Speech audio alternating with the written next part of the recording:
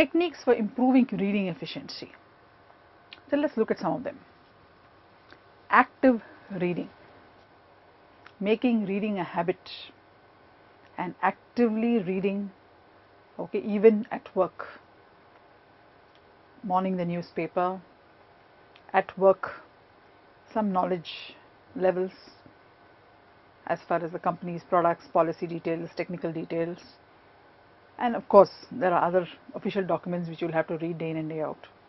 Evening again, making it a habit to read a storybook makes the reading habit a very active one. Selection of appropriate reading type. We may want to do critical reading, we may want to do a skimming kind of reading, depends on the situation. So that selection is important. If a storybook is read, at a careful reading pace, it certainly is not justified. It should be read at a fast pace. Setting realistic time schedules. So if we decide that we want to complete a chapter in an hour, that also puts a pressure on us and the concentration becomes a little higher, the interest levels also change. In that case, you'll be able to achieve the objective. Concentration on content and speed. Whenever you're reading a document or a book, focus on the content and keep track of the speed, because there will always be a lot of other frivolous things along with the content which we can skim through fast, and focus on the content. Keep eyes moving. When you know your eyes are not moving, you're not concentrating, so be conscious about it. Quick and silent reading.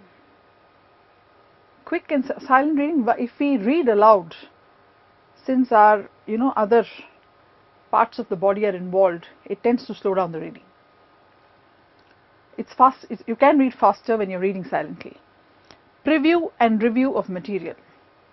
If we have a preview and review of material, it's easier to comprehend when we are doing the actual reading.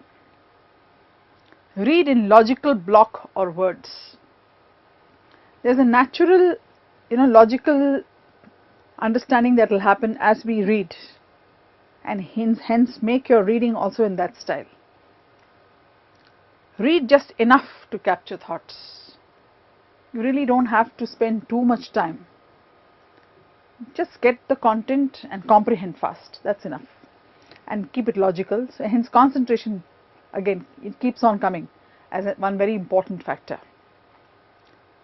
Improvement of capability to understand symbols.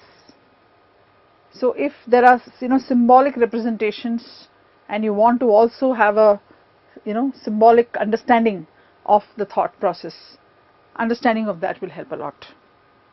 Underline and take notes randomly.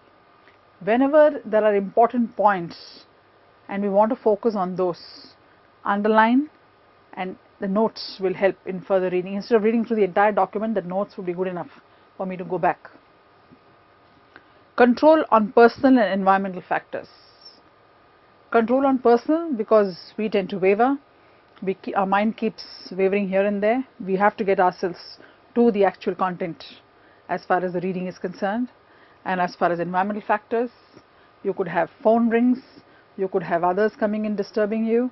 Okay, those are things which are avoidable. So if one has seen in a library atmosphere, it's peaceful, well lit, peaceful, spacious, nice ambience as far as sitting and reading, and even the ergonomics works fine there. Hence we are able to concentrate and read a lot. So those things, if brought in an environment either in the office or at home when we are reading, can work wonders as far as reading skills are concerned. Techniques for improving retention, because the whole objective of effective reading is retaining what we have read. So let's look at some of them. Using memory aids. We can say that a particular answer to a question has 10 points. So if we remember the point has 10 and then recall those 10 points, it's easy for us to remember. So these are memory aids. Similarly, acronyms. For example, the SWOT. SWOT means strength, weaknesses, opportunities, threats. So we need not remember it separately as words, but SWOT itself will tell us what it is. So we could use our own techniques to help us retain what we have learned in our memory. Deciding priorities of retention. We may read a lot of material, but we must decide what we want to retain for us to come to a proper understanding of what we are reading. Thinking. Now, whatever we want to retain, we must do a processing as far as thinking is concerned, so that the whole thing falls in sequence and we don't forget, connecting it to events and so on. Reinforcing. Whatever I have read, put it in sequence in my memory, I reinforce by going through it mentally myself. Ensuring determination. I must remember, I must recall when the time comes. Talking to yourself and giving yourself the confidence and determination that you will, retain and recall whatever you have read helps us always. I think all of us have gone through this as students. Some guidelines for effective reading. Define the purpose. If my purpose is examination, and if I have to recall the contents that I am reading, then my reading should be such that I can recall when the time comes, and hence retention is critical there. Clarity about environment. The environment that I am going to be doing the reading is important.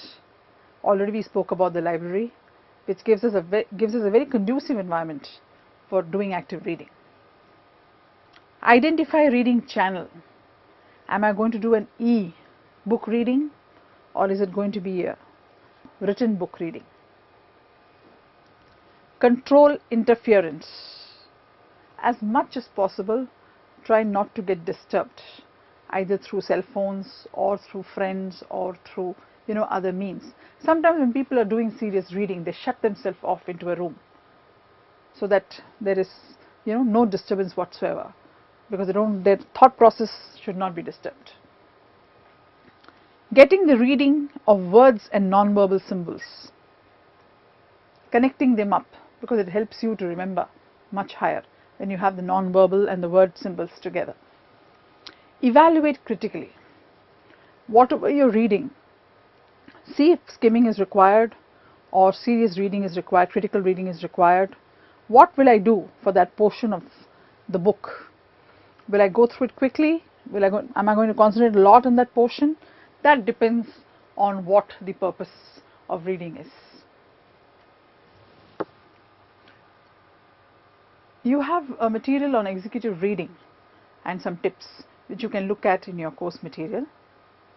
So this session we looked at reading skills, and as we all know, reading gives us the knowledge, which is the most powerful tool as far as communication is concerned. Thank you.